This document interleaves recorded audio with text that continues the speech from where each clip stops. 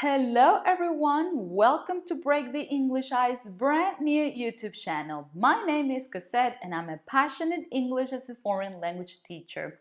What about you? Are you a beginner learner of English? Do you struggle when learning new grammar or vocabulary?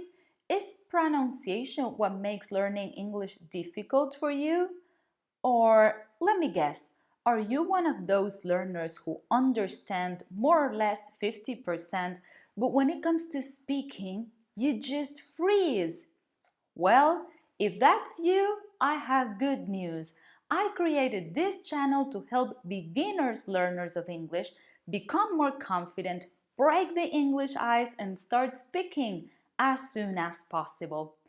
I'll be sharing with you some tips and strategies you can use to improve your listening and reading skills. And I'll be also covering topics such as grammar, vocabulary, and pronunciation.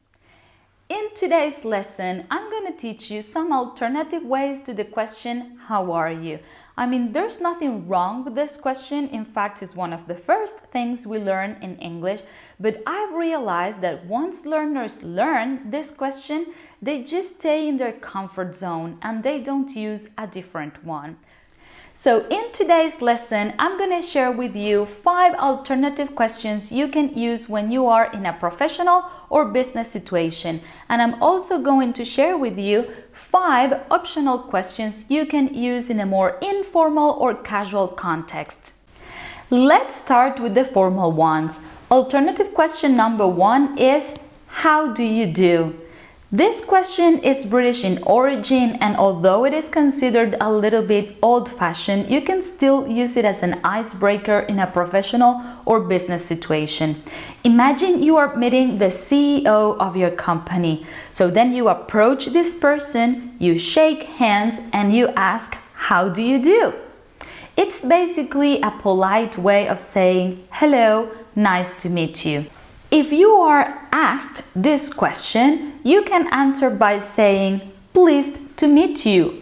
You can also answer this question with the same question, but notice how you change the stress and intonation. If someone approaches you and asks, how do you do? You can answer by saying, how do you do? You see how you change the stress there on the word you? So if someone asks you, how do you do? You can answer back by saying, how do you do? Or you can simply say, pleased to meet you. Alternative question number 2 is, how have you been? This question can be used for both formal and informal situations. And you ask this question when you want to greet someone you haven't seen for some time. If you are in a more formal situation, avoid any contractions and take your time and pronounce as good as possible. So if you are in a formal situation, you can say, how have you been? On the other hand, if you are in an informal situation, you can use any contractions and say, how have you been? How have you been? So remember, make sure your pronunciation is clear if you are in a more formal or professional setting. Possible answers to this question could be, I've been good, I've been great. Alternative question number 3 is, how's everything going? This question can be used in neutral contexts, and it doesn't necessarily mean that you want to know everything about the other person. It's just a different way of asking, how are you? You can answer by saying fine, good, quite good, great, or not bad. Alternative question number 4 is, how's your day going? This question is suitable for both formal and informal contexts. It's a nice way to ask someone if their day has been good or bad so far. Possible answers can include, it's going well, pretty good, could be better, or couldn't be better. Alternative question number 5 is, how are you doing? You can use this question in a professional situation. For example, when you meet a new colleague in the hallway and then you say, hi, how are you doing? Keep your responses simple and polite. For example, you can say, I'm fine, I'm good, everything's fine, I'm doing well. But wait, If you have watched this far, it's because you're finding value on this video. So what are you waiting for? Hit the like button, subscribe to my channel and activate the notification bell so you get notified every time I upload a future lesson. So let's move on to the 5 informal or more casual alternative questions. Alternative question number 6 is, how is it going? You can ask this question in a more casual or informal context, especially when you want to know how a person's life has been lately. Possible responses could be, it's going good, it's going great, not bad, or could be better. I would say you can use this question with almost anyone and almost in any situation except for the most formal ones. Alternative question number 7 is, what's going on? This question is a great conversation starter. You can use it in a more casual context, and it doesn't only mean hello, but what's going on in that person's life right now. Your response can be casual as well. You can say, I'm good, nothing much, or I'm great. And if you want to be polite, you can follow your responses by asking, how about you?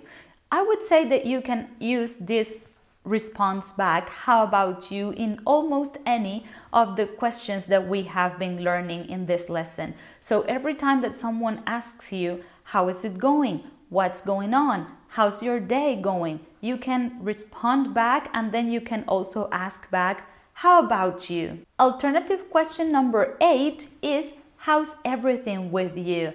This is another casual way to say hello or how are you? And again, it doesn't necessarily mean that you want to know everything about the other person's life. Possible answers could be great, really good, pretty good, or not bad. And remember, you can ask back, how about you? Alternative question number 9 is, what are you up to? This is essentially another way to ask, what are you doing? You can simply respond with whatever you are doing at the moment. So for example, you can say, I'm studying for my final exams, or I'm working on a new project. And for alternative question number 10, you can use any of these expressions. You can say, it's been a while, long time no see, or what have you been up to? What have you been up to? What have you been up to? As you can see, these phrases express excitement about the reunion, and you can use them when you want to greet someone you haven't seen in a while. And it means what has been going on in your life since we last saw each other. It's a less formal way of asking how are you, but still polite and respectful. You can answer with whatever you've been doing lately. For example, you can say, I've been very busy. I've been planning our wedding. Or I've been studying for my final exams. Or I've been working on a new project. Top tip for Break the English Ice learners. Learn these questions considering the possible situations you would use them. Put yourself in any of the situations we have learned on this lesson, and then try to imagine you are interacting with another person. Ask the question and respond back. In that way, you would sound more natural when you ask them or when you have to respond to any of these questions. Even if you want to give a different answer to the question, how are you? You can use any of the responses you learned in this video. You can not only answer by saying fine, but you can say pretty good, quite good, very well.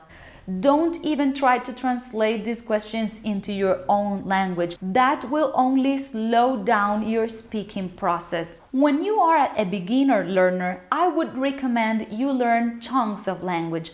These are patterns of words that are commonly used together and in the same order, fixed phrases or expressions, in other words.